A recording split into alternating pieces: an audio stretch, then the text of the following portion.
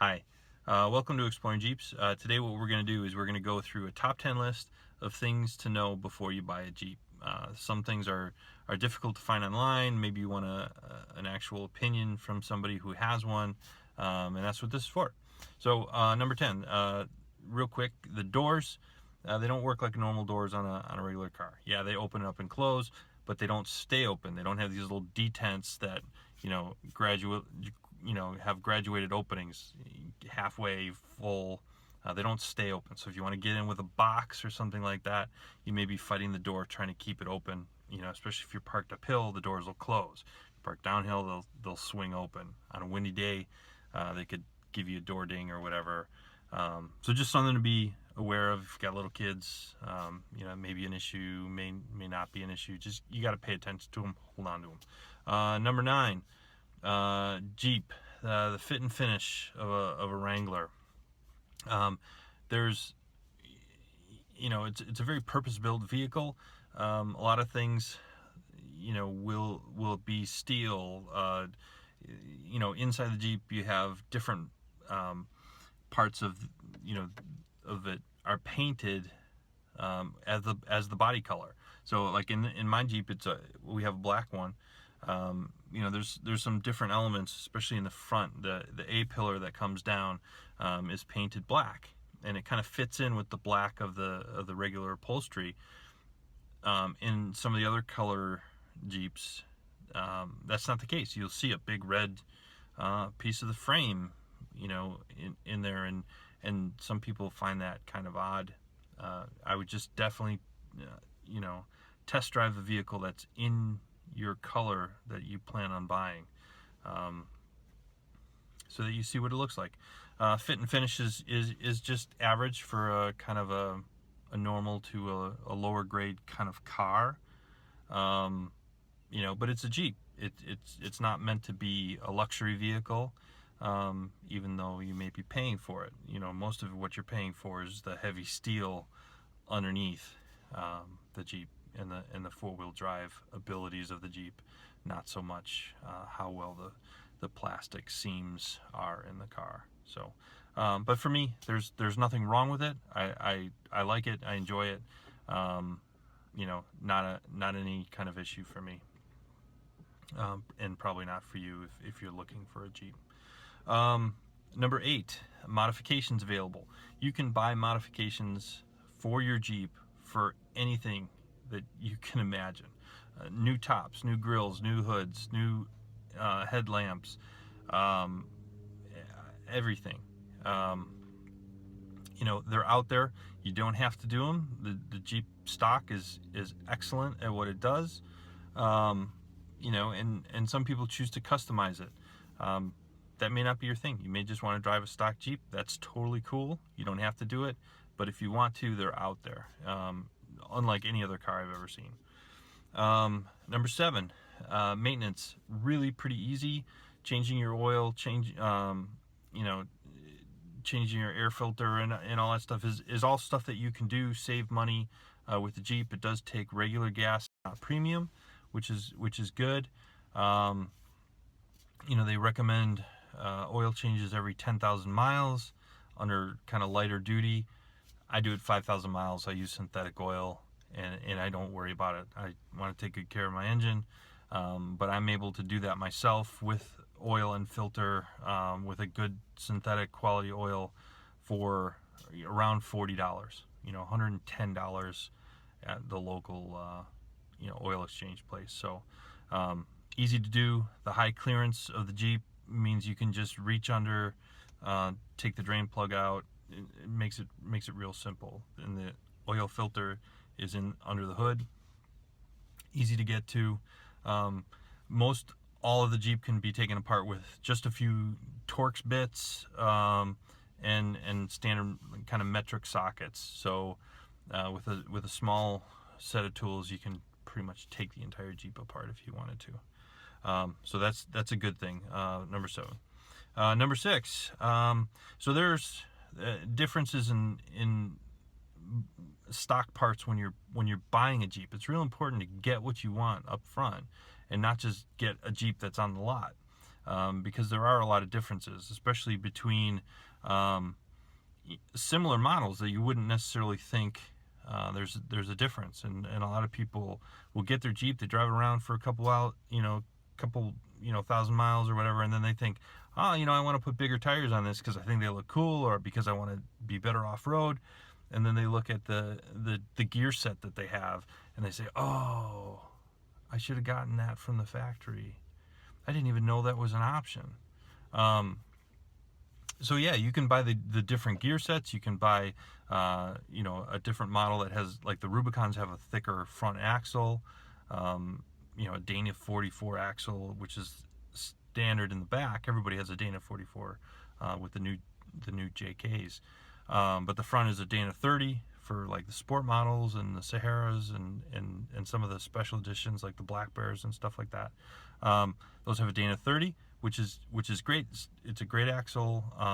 It's just not as beefy. I'm not a mechanic, but the differential or whatever that's up there has a bigger gear set, slightly stronger with the Dana 44.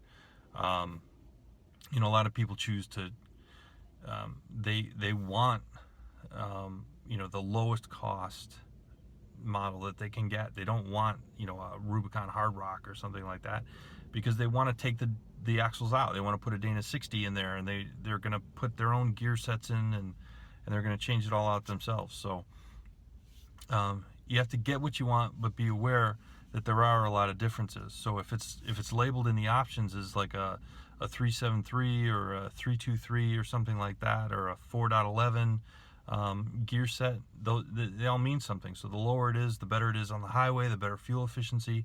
The higher the number, the bigger the tires you can put on, the more pickup you're going to get, but the lower fuel efficiency is going to come with that also. And they're hard to find. I really looked for one that had a 4.11 gear set in it, and I couldn't find one. I would have had to order it from the factory, and the 373 was a good middle of the road option between the 323 and the 411. So I ended up getting that, and I hope I got that number right. And I've been happy with it. It's good on the highway, good pickup. I have 32-inch tires on this now. I could probably go to 35s without making it that much slower. So I'm happy. I'm happy with what I have. But just be aware of it. Get the axles you want. The other thing is I'm not going to go into it now, but the four-wheel drive systems. The Rubicons and the Hard Rocks are the only ones that have lockers, so that you can hit a button and you can lock up all four wheels to turn at the same rate. The other Jeeps have either a limited slip differential. I think they all have that, actually. Limited slip differential, so one wheel is able to turn on its own, but they use a braking system so that they all turn it the same way, so they kind of mimic what a locker would do, but the actual real lockers are only on the Rubicon, or you can do an aftermarket upgrade, ARB, or there's other companies that sell different types of lockers that you can put on. If you find that your driving style and your off-roading, you need that, you can put that on. I haven't needed it yet. But one of the other things that the Rubicons come with is an electric sway bar disconnect. So what that does is it allows your suspension to travel more versus kind of being locked in with a sway bar that helps you as you're on the highway and you're coming around a corner. You don't want the body to sway as it turns. You have a sway bar that keeps it upright. You can disconnect it and you get more travel and better traction with that.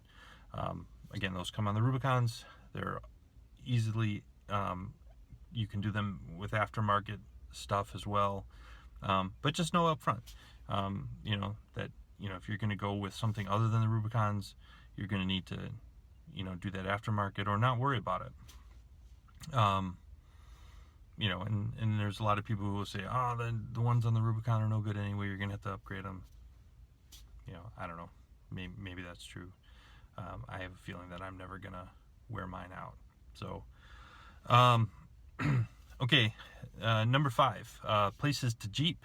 Where are you gonna go? Where, you know, if you buy a Jeep, what are you gonna do with it? I live in the Chicagoland area, and there are only a couple places that I can take it to go off-roading, and I have to pay money to do that.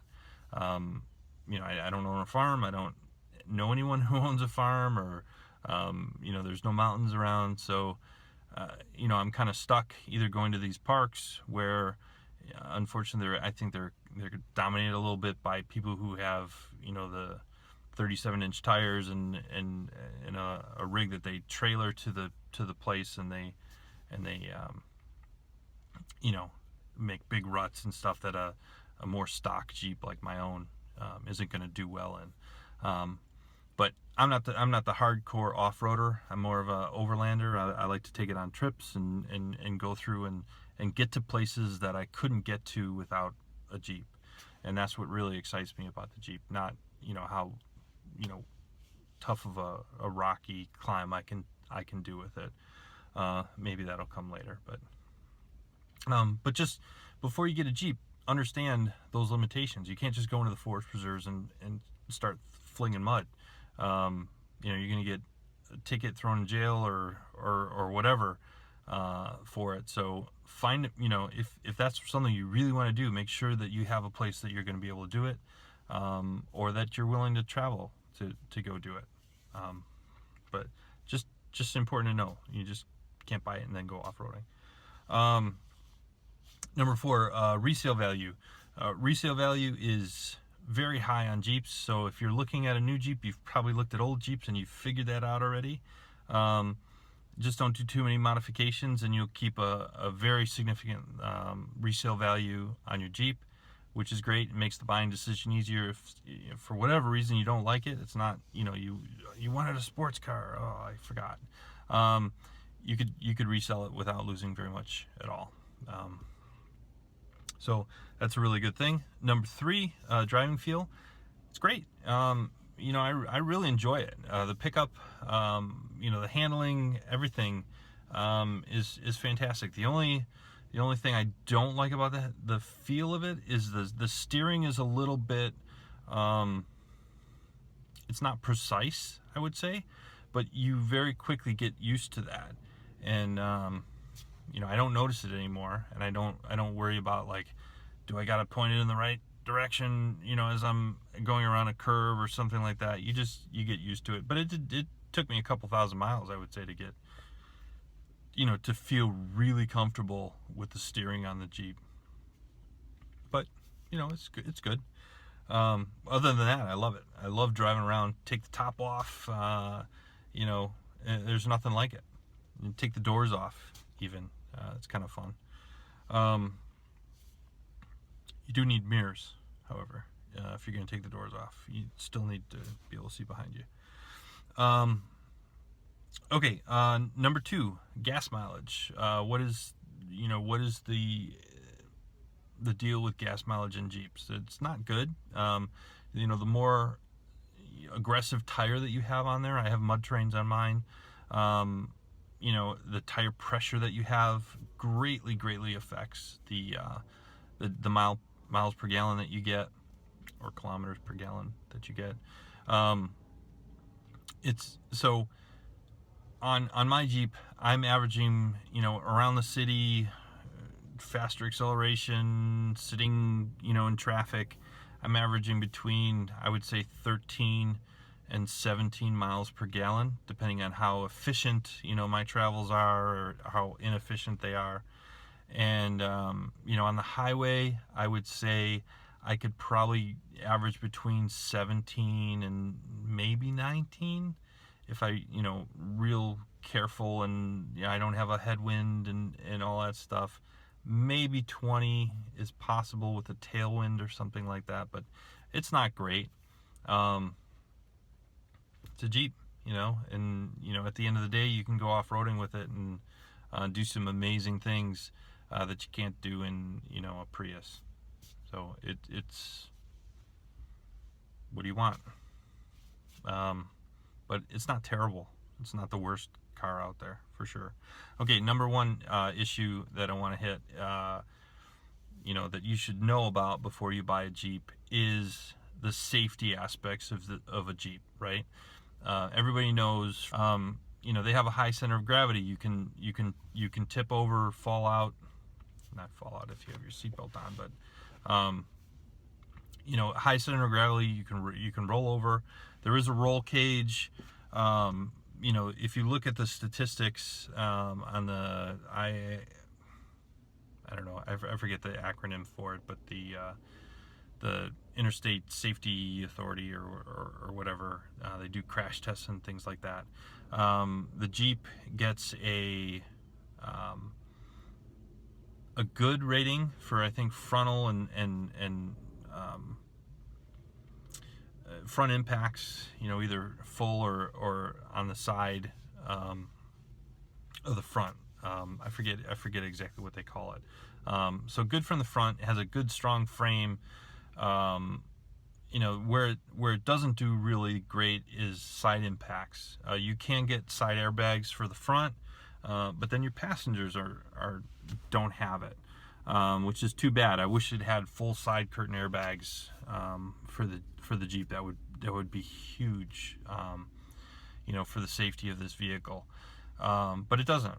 Now, why do I choose to put my family in it, knowing that there are those issues or the limitations with the Jeep?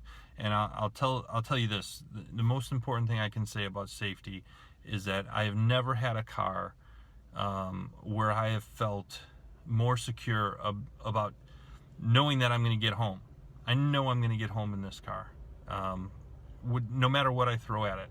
I take myself into harm's way all the time. Where I'm out, in inclement weather, winter storms, thunderstorms. I go off-roading where I'm out in the middle of nowhere, and I have to rely on this car to get me home. And I've had other cars. I've swamped a car in a flood situation. It wasn't a river, so I wasn't being dangerous. It was one of those things where, other